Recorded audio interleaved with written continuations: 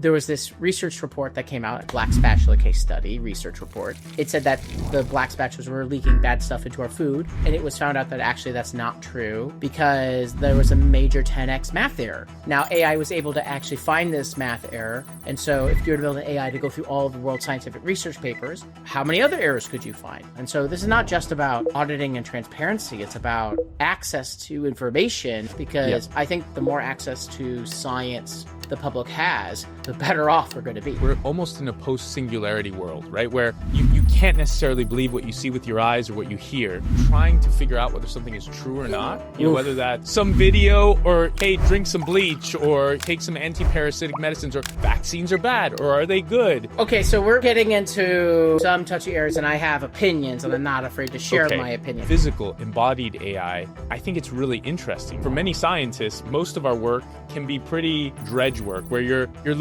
moving liquids around, you're sitting and waiting, you're timing things, you're putting one reaction container into another, putting enzymes in. And when you start to see the physical infrastructure, these humanoid robots who can walk into a lab and essentially take over doing a lot of the science, it goes to really interesting places, right? Our original thought was, hey, a token will help. It's going to cost tens of millions of dollars to audit 90 million plus research papers. And we realized that a community effort made a lot of sense for a public good like YesNoError. And it went viral. How have you been thinking about the investments that you're making and where we're going with AI and, of course, DeSci? Okay, lots to unpack. I will say a couple of things. So one,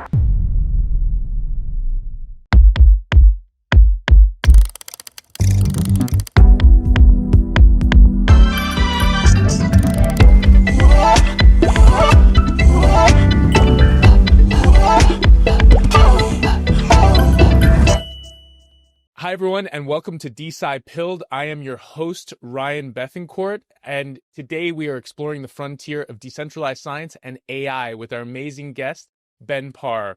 As a quick reminder, this is never medical or financial advice. This is really just edutainment, and we're excited to move forward with a really exciting interview with Ben, really focusing on his new project, YesNoError. But before then, we'll start with a little intro. Ben, could you tell us a little bit about yourself, your background, and your history? I think it's going to be really interesting to all the listeners. It's both. Just before, it's great to be here and great to see you. I've known you for a number of years. I'm interested. I was thinking about this while you were doing the intro, and I'm like, why is it not called DeSci Capsule or DeSci Suppository or something like that? I don't know.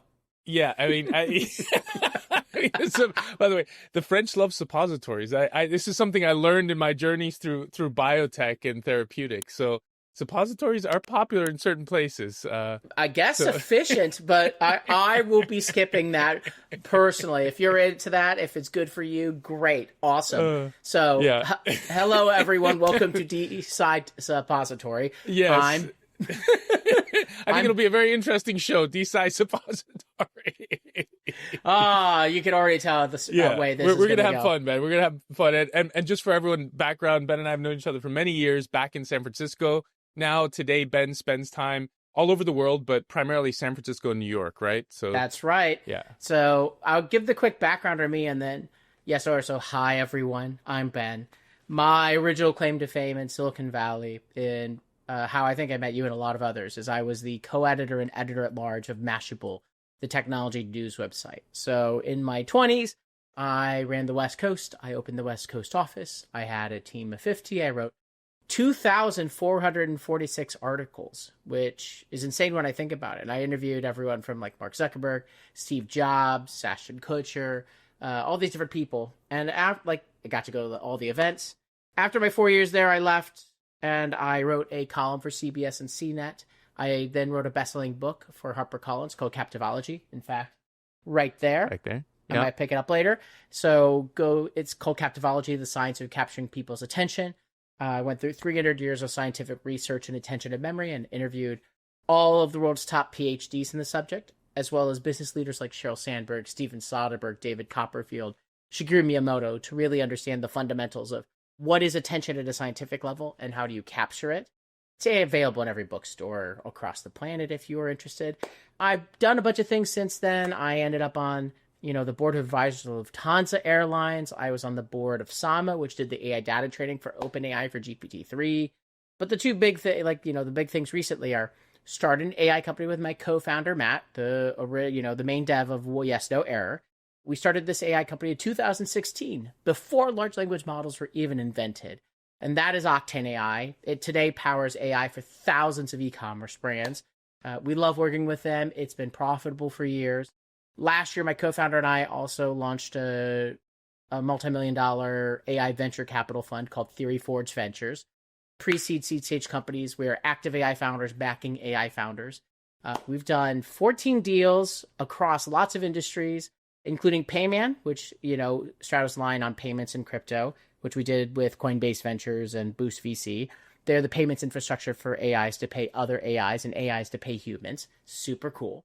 But most recently, my co-founder launched us into the viral stratosphere, Matt Schlicht, by creating an AI agent and a token called YesNoError. And the short version, and I know we'll go over it over the course of the next however many minutes, is there was this tweet from Mark Andreessen where he said that if someone were to build an AI agent to audit all the world's scientific research papers, he'd be interested in funding it. And there was this research report that came out. I think a lot of people in DeSci may know about it, the black spatula case study research report, where it said that the black spatulas were leaking bad stuff into our food. And it was found out that actually that's not true, or at the very minimum, it's much less of an effect because there was a major 10x math error. Now, AI was able to actually find this math error. And so if you were to build an AI to go through all of the world's scientific research papers, how many other errors could you find? Would you be able to help improve people's lives? Because some of these math or science errors could be dramatically changing the way we live, could be saving lives or just wasting time. And so he built the first version of this in the end of December. It immediately went viral because at the time, his original thought, Matt's original thought, our original thought was, hey, a token will help. There was a lot of reason actually to do the token, but a big portion of that was it's going to cost tens of millions of dollars to audit 90 million plus research papers. And we realized that a community effort made a lot of sense for a public good like YesNoError. So we created a token, which at the time was literally just pump fun. And without that much thought, I'm going to straight up tell you all. And it went viral, went to 150 million in volume in the first day. All this crazy stuff happened. All these great supporters came across. Like Reid Hoffman, the founder of LinkedIn, is supporting the project. There's all these other big leaders, Dave Morin, who helped create like the Facebook platform, and an old friend. Like he's. By the way, I haven't seen Dave in ages because he's still at Slow Ventures, right? He started a new fund with his wife Britt. I'm not gonna remember the name off the top of my head, but I did see him a couple weeks ago in LA for Upfront Summit, and he's doing great. Cool. And his wife's doing great. I even posted a photo of the two of us actually from Upfront Summit. So amazing. It was nice to actually see him a couple weeks ago. But this has been the kind of thing. So we're like speaking with researchers. We're expanding the scope. My co-founder came out with, it's been coming out special projects for YesNoError with the capability, for example, to audit things beyond science. So we came out with like a project to audit the JFK files, that they released from the government. And there's some cool stuff that's coming out pretty soon that we're really excited by, but just working on a lot of things to bring more transparency, not just to science, although science is the big one, but to everything. And using AI to audit, which is a really good use case for AI. Yeah. And Ben, how do you think about, really going into like thinking about AI and data and scientific publications? Because one of the biggest challenges, and I think most people that aren't in the science space don't realize the sheer volume of publications that are happening every single day. So there are, even in closed source or sometimes open source journals, there's thousands of papers being published every single day.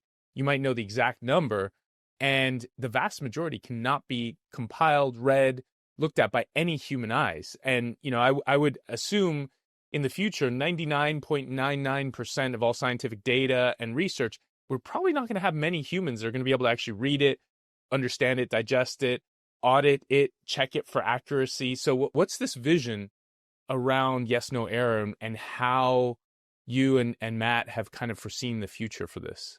It's interesting you mentioned specifically the volume, because I've actually heard that directly from researchers and from some of the organizations and the nonprofits that work with the world's top researchers and top universities, that over the last couple of years, decade plus, maybe longer even, there's been a huge influx of volume of papers. And the issue has been that as part of the track to get to tenure or to move up the ranks at university, you need to be constantly publishing papers. And there's a large chunk of these papers that are incremental rather than leaps forward. Some of these papers, don't really add too much more to the conversation. Yet there are obviously some papers that are transformative, that are the things that are trying to understand everything from Ozempic to the future of AI, and they're getting buried. And so AI, we've actually been asked by researchers and organizations to build a system to help filter this through. And we're thinking through what that exactly looks like. There's I think pretty clearly up front, there's a scoring mechanism that we can do just because we have access to so many papers and we're analyzing and auditing these papers. And we have some ideas around that and things that we want to launch in the coming months that could help with that problem, because it is a real problem. And I agree with you, Ryan. Like, the long-term future is AI can help surface the most relevant research reports and papers, not just to other researchers, although I think that is critically important, but to the general public even, and make them more accessible. Another thing that we really care about, if you go to YesNoError.com, it's not just here's where the errors were, but we're giving summaries of what the paper is about. And there's a lot more we can do in that area too. And I know that others are thinking about as well. And so this is not just about auditing and transparency. It's about access to information and accessibility of complex scientific information. Because I think the more access to science the public has, the better off we're going to be. 100%. I mean, the problem is everywhere. So even in niche areas, we did a pod with Vincent, the co-founder of SpineDAO. And SpineDAO, Vincent's a surgeon. He's in France. He says, Ryan, in my specialty field of spine surgery, we're looking at 50 papers per day. And I'm in surgery. I cannot stay on top of 50 papers every single day to get the nuances, to see how best practices change, to get new scientific insights. I just can't. It's impossible for me to do that. I'm in the OR every day during the week, and I'm catching up on things at the weekend. Sometimes he'll, when we talked, he was doing an overnight shift, so there's vast need, not just across the scientific continuum, but day-to-day practice for physicians, for scientists, things that affect us all. And so it's like, how do we harness that incredible data and get those nuggets out? One of my favorites, and maybe this is something as well to share, is CRISPR. We all know how transformational CRISPR was. Jennifer Doudna, when she was originally doing the work, very few people initially understood, like, it was weird research. It was like, there's this weird quirk in bacteria, and there's this genetic sequence. We don't know what it does. It's kind of weird. And that was it. It was basic scientific research that transformed biology into, gene therapies into programmable gene therapies, right? Really transformational. And that came from basic science. How many of these other discoveries are literally, as Peter Thiel loves to say, hidden in plain sight, right? And our eyes, these human eyes, can't see them yet. CRISPR, for those who don't know, is the technology that can edit genes and can get down at a really specific level of the individual gene. And there's so many applications potentially for this technology for curing genetic disorders, for all sorts of things. And of course, there's ethical questions and all that fun stuff, but I think that industry has actually done a very good job of self-regulating itself. But it's not look, we're getting more and more transformative things happening. AI has been obviously a transformation ever since ChatGPT came out, or really since the large language model paper from Google came out in 2017. You have, as I mentioned before, GLP-1s, Ozempic, as very transformative for society, but there's a lot of others. And some of them just need to be surfaced more. And a lot of times, if you've already been established in your field, you're going to get attention. but new researchers are doing super interesting things. And we need to have better systems to filter through it all, which is something that AI can really help with just because of the sheer volume. I don't think the volume's going to decrease over time. Maybe there'll be a short-term hit with some researchers maybe changing and leaving the field, but I think overall the trend is clear. Like, more smart minds trying to do more things in science leads to more papers globally, not even just in the US. Like, I wrote about this in Captivology. Like, the average human, and I think when I wrote the book in 2015, was exposed to somewhere around like 8 DVDs worth of information a day. It's exponentially higher than that now. Humans were not made for processing that much information. And until there's a chip in your brain to process all of that, to create a second brain within you, if that ever happens, the AI is our best friend for helping us, dig deeper and understanding and filtering the world so that we can have most relevant information to us. Like 50 papers a day for that, for the spine Dow guy. Like, but imagine you're like a general AI researcher. Like, that's hundreds of papers a day, if not more, hundreds of papers that could be relevant. Yep. And just thinking this through, it's like at some point, and I think you and I are on the same page here, at some point AI will not only be the sorter of information, it will be the creator of information, right? The explorer of information, and it will be able to test. Once AI can pay for things, what's to stop it from doing decentralized science by itself? And AI saying, can pay for things now. Payman, you could literally there we go. You can pay it right now. Right now. So, and by the way, we now know you can do decentralized science. Like, one of my favorite examples is Pump Science. They have this whole CRO where you can go from worms to flies to mice, and now they're going into humans. You can start paying for these things. And so, like, you can start thinking through the future where it's like, hey, an AI is going to start thinking hypothesis. Maybe you're on the other side of that, right? Maybe you're the person that's like, hey, I've got a rare disease, or I've got an idea. I want to make a new enzyme that does something that cleans the floors better or disinfects better. And you set the AI on a task, on a quest to go and do it. And now you've got payments infrastructure. You've got, I'm guessing YesNoError is going to continue to expand, right? And all of a sudden you basically have, Sam Altman said in the future there'll be $1 billion 0 or 1 person companies, right? You can imagine that future for physical products made with biology, with physics, with chemistry, and the AI will power all of it. And it's running on crypto rails, right? I mean, but a thing went to my mind when you were talking about AI helping solve these kind of problems. 2 things. One, plug, like my co-founder and I, a recent investment we made is it's a company called Exin Therapeutics. They're literally building AI models to create neurotherapies for neurological disorders. Fascinating. It's super fascinating. That came out of the last Y Combinator class. Super smart PhDs. But they're not the only ones using AI now, literally right now, to cure cancer, to try out hundreds of drug combinations, to really find information relevant. Now, this is frankly what's happening with some of the bioprotocol projects. You think about like long COVID, they're trying to find the combinations of drugs that can help solve that problem. You're talking about using it to figure out longevity now, like things like that. This is an area where AI can supercharge our health, and I think is perhaps one of the 1 or 2 most important areas where leveraging AI is going to transform our lives. I feel like you just hear like Brian Johnson, his company's actually an Octane customer. Like, Blueprint. I didn't know that. That's cool. Yeah.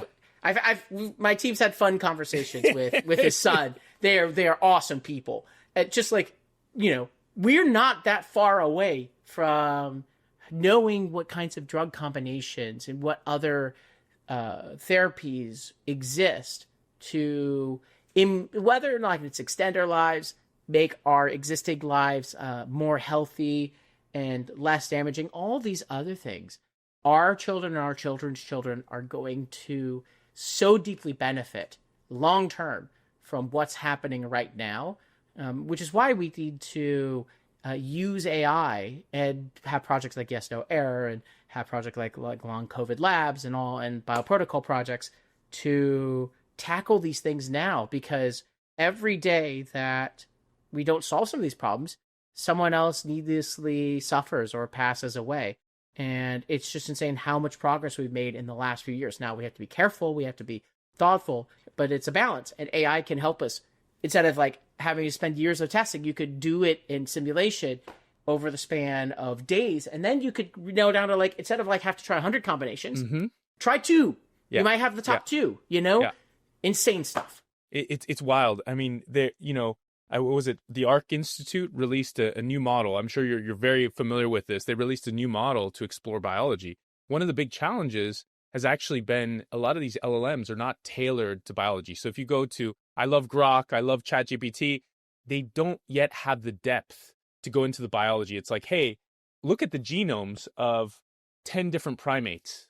Compare them. Tell me what's different. Give me a hypothesis. Like, they're not there yet, but they will. And so once you start exploring this, like the dark matter that already exists within biology, it's going to be absolutely transformational because it's just impossible for the human mind to comprehend some of these things. Protein folding, predictions of from the DNA level to the RNA to the protein to the function within the cell. All of these things are being enabled today with AI. And so you start thinking through the future possible companies that will come.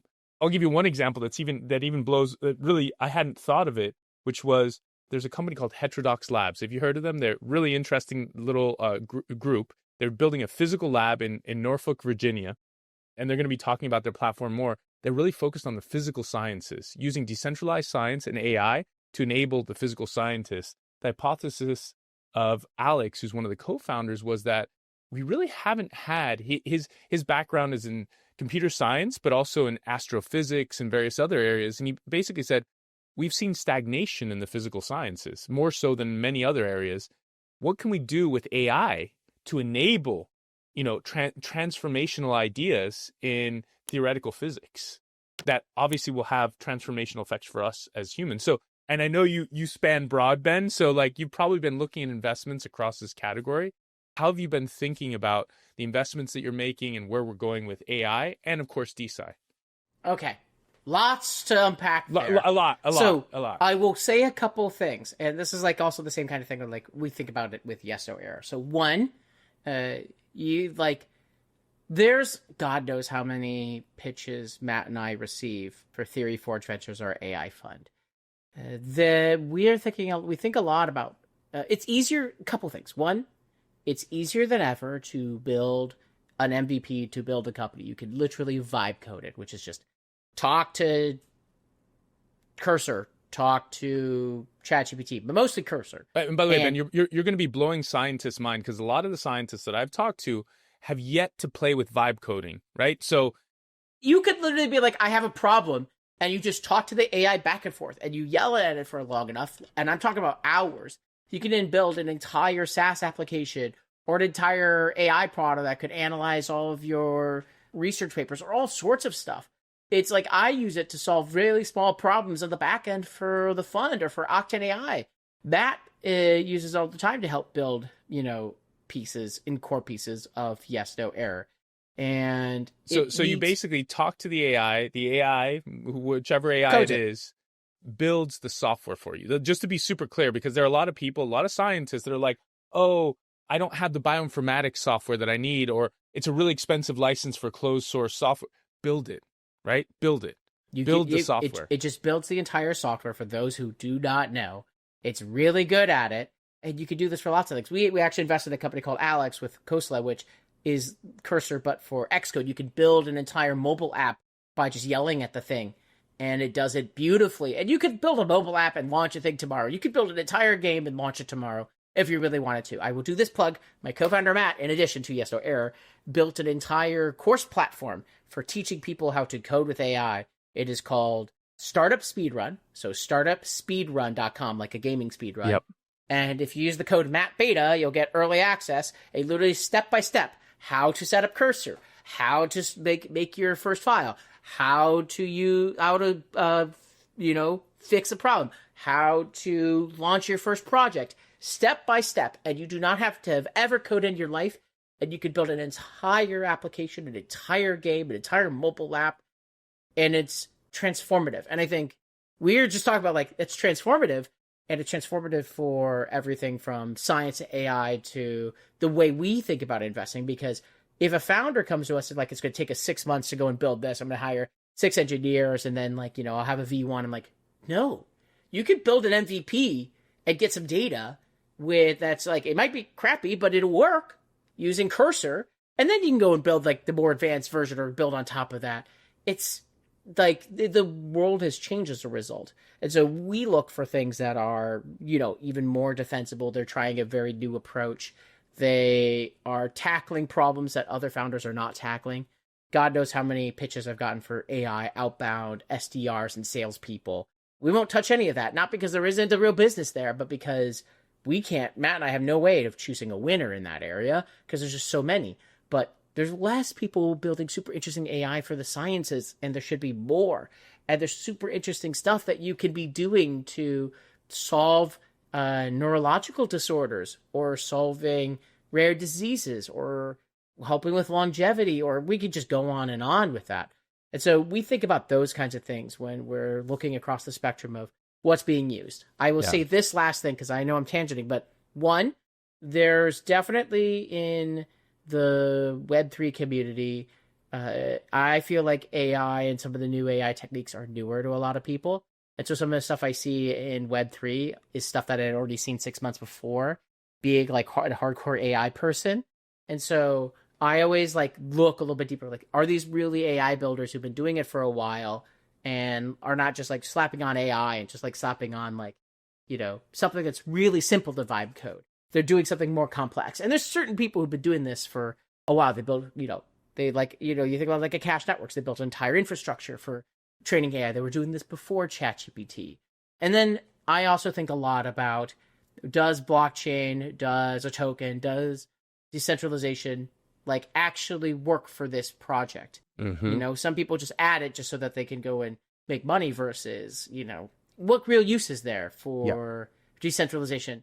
And I think there's a lot of interesting use cases for AIs that, can't be controlled by a single entity. I think that's going to actually be very important for being able to verify payments. I think that's going to be important.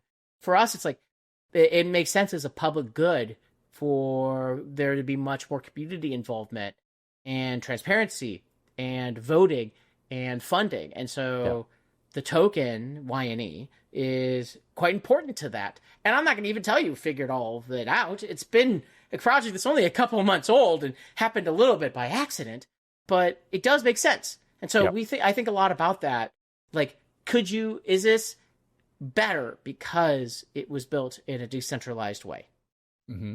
And I think that the token and the journey with, bringing science, decentralization, and then crypto together, I think that is what we're all figuring out, right? Like, how do you create actual value as a community, as a group, as token holders? How do you create value? And ultimately, where we probably end up is creating products and services that make money, that bring value back to the protocol, right? And so I think we went through that kind of speculative euphoria where we saw values just explode, right? You and I, Bennett, we've seen this multiple times now, these explosive euphorias where everything, it just explodes and then everything crashes.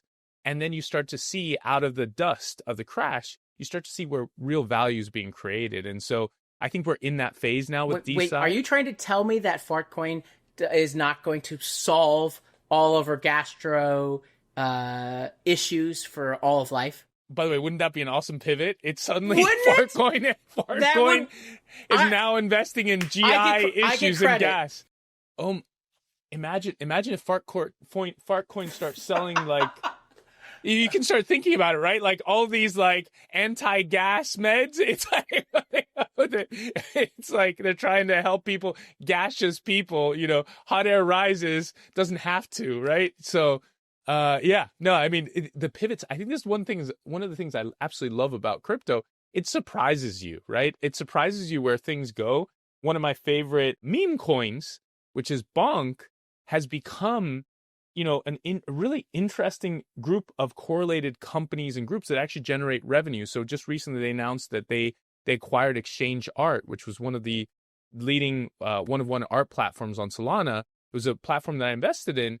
And it was something that I would never have imagined when Bonk launched.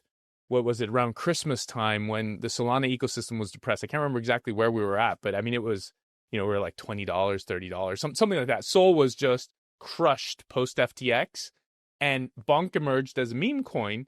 And all of a sudden it's evolved into this ecosystem like BonkBot generates revenue, and they own a bunch of different properties. So like, it's interesting where we can go with these like liquid capital, Web3 markets, liquid capital, value, culture, innovation, all combined, community, all combined. And in DeSci, there's massive needs, and people can be, one of the things that I've noticed, I'm sure you've probably seen this too, the people who are in these DeSci communities can be very fanatical, right? You talk to them, they want to solve problems.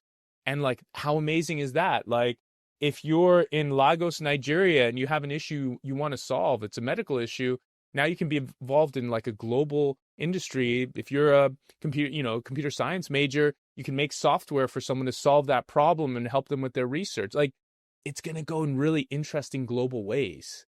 It provides access. So like, one of the best things I think about DeSci is that it provides a capability for funding and community work on problems faster than the more traditional system of universities and grants. And you think about it, grants and universities is a very centralized process. You have few decision makers.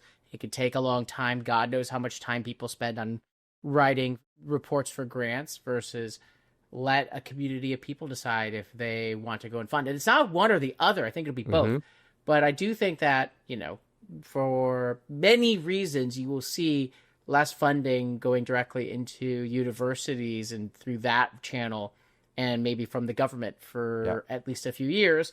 And so to pick up the slack, I think I already have researchers asking me, about other ways. Some will go the traditional venture route, which can be great for some projects and products. For others, I think a decentralized approach, going to a community, using a token to do it, can be a really good approach, which is, what Bioprotocol does and what a few others do. I think that provides money and speed to some problems that lots of people have. Now, I will note this, and I will say this always, like, results do matter. We want to make sure that it's going to take a while because science takes years, but we want to make sure in the next couple of years, even if it takes 5 years, we're showing results. We're showing hey, we've actually been able to eliminate these combinations. We have actually found one combination that works really well. We've been able to actually discover a potential treatment. We've been able to discover a specific compound that helps you live longer. These are the kinds of things that can make international news and can be the thing that makes DeSci remember, DeSci is still very small. You tell my mom or my sister, they're not going to understand what I'm talking about, much less your mom or sister or dad. But you think about the wider landscape, one piece of this going into the larger public sphere can be tremendous. YesNoError was featured on Nature magazine. Matt was quoted multiple times. And for people that are not familiar with Nature is the leading scientific publication, full stop. If you're a researcher, you're at Harvard, you're at Cambridge, you want to get published in Nature. And so that's transformational, right? It's TradSci discovering DeSci, which is really interesting. And to give credit, Nature has been writing about some interesting stuff on the DeSci. YesNoError is not the only one. There's not a lot of projects, to be clear. Yeah. But it's they were very interested in the concept of leveraging AI to audit scientific papers. And, there's definitely stuff that we're constantly improving, especially the detection rate. It's really good at math. We're doing even more to understand things like context errors and things like that are frankly more complex and lots of humans miss all the time too. But overall, I'm a firm belief that YesNoError and things like it are transformationally good for society, will long-term provide more trust to society around science, and will make science more accessible to all. Yeah. And Ben, have you thought about one of the big challenges today is access to the data, right? So open source publishing. Is this something that you've thought about at YesNoError? Is it something you're working on? Because I know a lot of researchers would love to do open science publications. They just can't, or they have to publish in Nature or Science, which unfortunately are closed source publications? It's definitely something we think about. There's a lot of open source publications and Yep. papers for us to go through.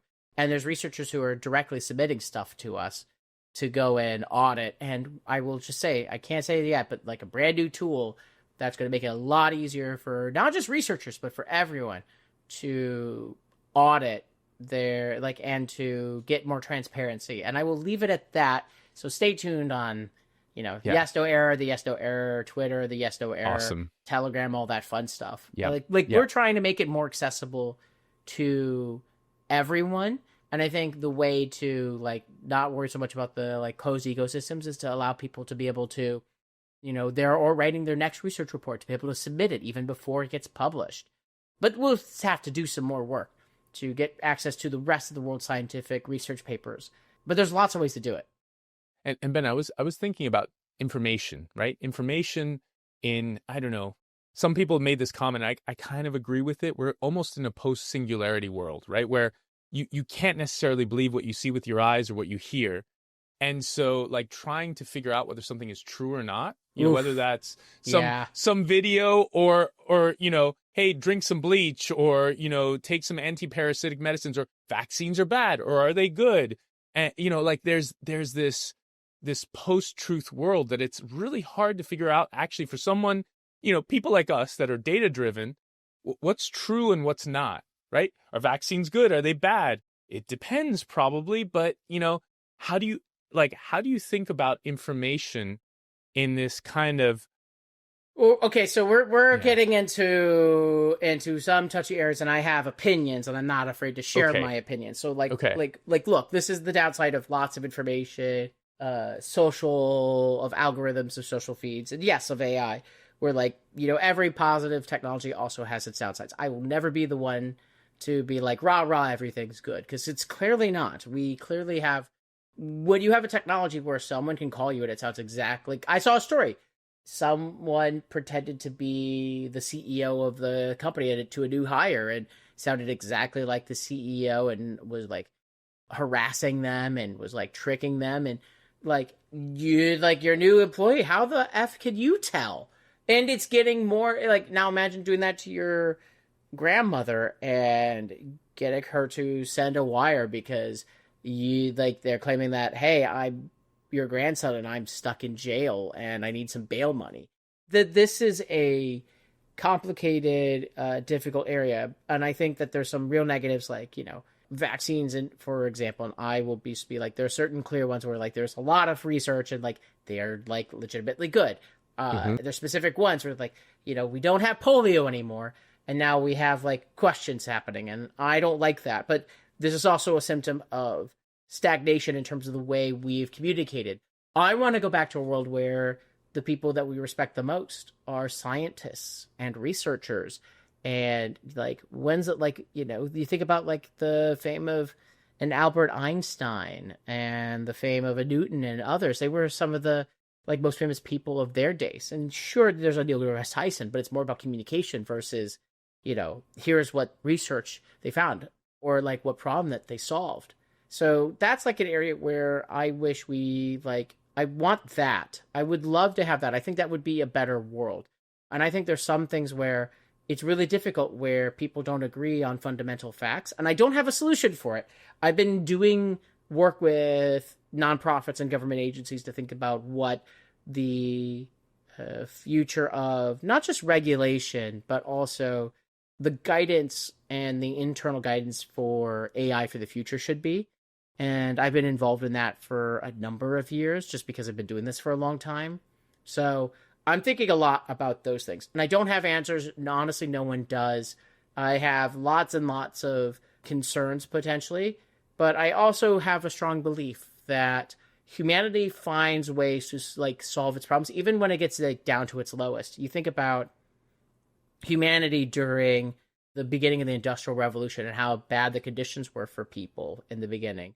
And then afterwards, you started getting into made more improvements and more improvements. And overall, our lives are a lot better than the lives of people from 20 years ago, 50 years ago, 150 years ago. We have everything from air conditioning to the ability to make food. And it's all not solved, but it's a lot better than what it was back then. And I want to keep going in that direction to the point where, if you have a dream, if you have something you really want to go and pursue, you have the capability to do that, and that you don't have to stress about how do I live to tomorrow, because you have some kind of disease, because you don't have access to certain information, because of economics, because of whatever. This is where I think we can go, and I think we can get there. And I think this is going to be such a crazy couple of years. It's going to happen fast. I mean, it's so exciting when you start really thinking about where all of this takes us, right? And I'm sure you've been exploring this too. So I guess we're not going to solve the post-truth world, right? And it's specifically focused on information, data, and science, because I think that's going to be a huge challenge for us as a planet. But kind of bringing us just back to AI, physical embodied AI, I think it's really interesting, right? Outside of this, now robots can do work. For many scientists, most of our work can be pretty, honestly, boring and kind of dredge work, where you're moving liquids around, you're sitting and waiting, you're timing things, you're putting one reaction container into another, putting enzymes in.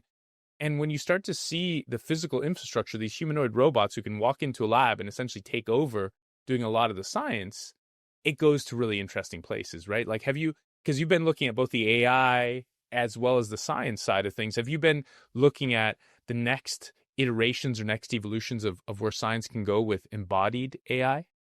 Embodied AI is such an interesting term. I might have to go and call you to give me even deeper dive. I will say this, that I think one of the great strengths of AI is the ability to run lots of synthetic data and simulations and things that weren't possible before. You can go through millions of combinations and really get some data really quickly and process large volumes of data and find interesting trends. I know I've been pitched by a couple companies that are using this kind of these kind of models to understand ocean patterns and where there's more pollution and less pollution and what government should do about different areas. We don't have enough resources to clean up every part of the ocean, but you could know that hey, it's coming from this area primarily. This is the worst of the areas. If you treated this specific thing, you would improve ocean health in the UK by this pretty many percentage points. We could really concentrate our efforts on the things that are going to have the largest impact, and never say that we as a human species can't solve these problems. Think about ozone. I remember growing up, the ozone layer disappearing was such a monumental concern, and we figured out what was causing it, and we as a species pulled back from chlorofluorocarbon, CFCs, and the ozone has repaired itself. And so I'm a firm believer, again, humans can come together and solve problems. Sometimes it takes a little bit of more dire warnings, and it requires researchers to point out where the problems are. But we've been able to go and do those things. So I'm still an optimist about humanity. I think there's going to be weirder and more wonderful things coming. So on the physical AI front, you can start to imagine things like guardians of the forest, right? I'll give you just one example of that. There's a company called Microsoft. They make little robotic mushrooms. They literally are little robots or mushrooms that communicate with the mycelial networks of forests.